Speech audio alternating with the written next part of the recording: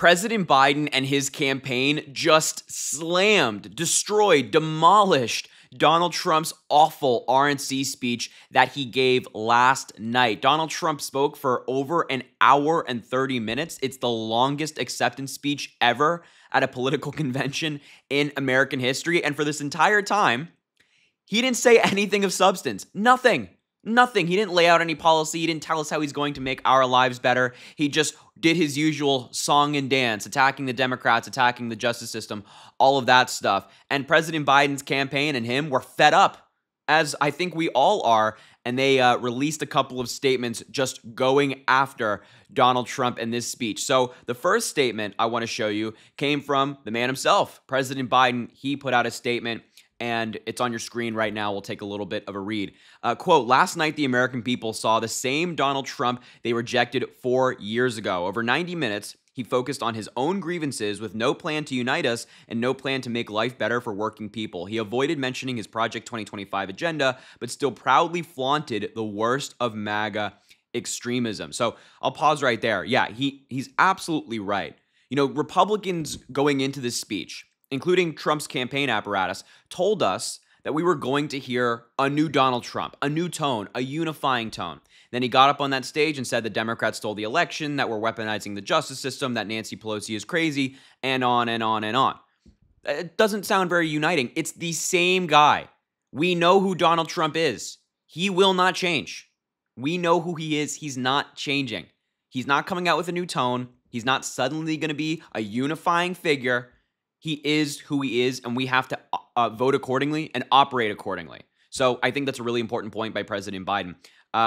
And we'll continue here. Americans know exactly where he wants to take this country. They know that he inflicted pain and cruelty on the women of America by overturning Roe v. Wade. They know that he destroyed our economy once and will inflict pain on the middle class, that he wants to gut the checks and balances of our Constitution and rule as a dictator on day one. Really smart move by President Biden and his campaign to hit him on the policy, because that is always so absent from the conversation surrounding Donald Trump and when Trump has the conversation himself. So we just saw it last night. At his speech, he doesn't talk about policy. When Republicans tell us why they're backing Donald Trump, they don't talk about policy. When you hear Trump supporters talk to us about why they're supporting Donald Trump, they don't talk to us about policy. Why? Because the policy is unpopular. Project 2025, taking reproductive rights away from women, controlling the power in the executive, giving the president absolute authority, all unpopular policy. So they can't. They cannot win on policy. They have to hide it. They have to hide it. They have to gaslight people into believing that somehow magically 4 years ago, while thousands of people were dying a day from COVID, that somehow the country was better off. But they don't want to talk about the real policy that Donald Trump's actually looking to implement. And it's great that the Biden campaign is hitting him on it. Keep at it. Remind the people what he wants to do. Anyway, he continues.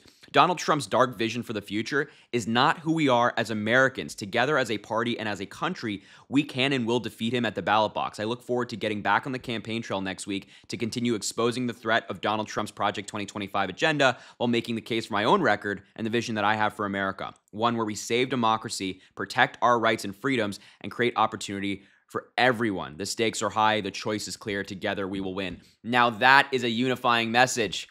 Now, that right there is what we should be hearing from a president or a presidential candidate, saying, hold on now. This whole anti-democracy stuff, this whole anti-America stuff, I'm not buying it. I'm not buying it. I'm not liking it. Let's get back to talking about what matters. Let's get back to protecting our democracy. Let's get back to protecting our freedoms and rights. That's what Joe Biden's saying. He's saying, and by the way, he used proper language there, not just as a country, or excuse me, not just as a party, but as a country, as a one, not as some, as one. Donald Trump's speech last night was all about him and the Republicans. It was all about slamming Democrats. He threw in his prepared lines here and there of, oh, I'm running for all Americans and stuff like that. He threw the prepared lines.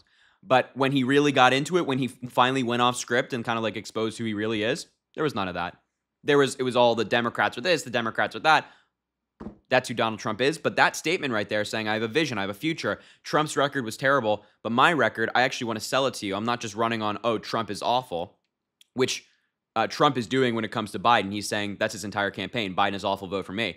Biden's not doing that. He's saying, yeah, Trump's record is bad, but I actually do have a vision. I actually do have policy. I have a record to show you of my administration, people around me, doing amazing things, getting really important, really historic policy passed. So, fantastic statement from President Biden. We also got some more immediate reactions from the Biden campaign as a whole and some surrogates of the Biden campaign. So, here was a statement that the Biden campaign put out in the middle of Donald Trump's speech last night, saying, quote, "No party has ever talked less about their agenda at their convention than Donald Trump's Republican Party because they know just how unpopular it is. Trump simply isn't capable of talking about the issues that matter to voters." And that kind of just reinforces the point that we just made here, saying that the Republicans will never have that policy conversation. They will not.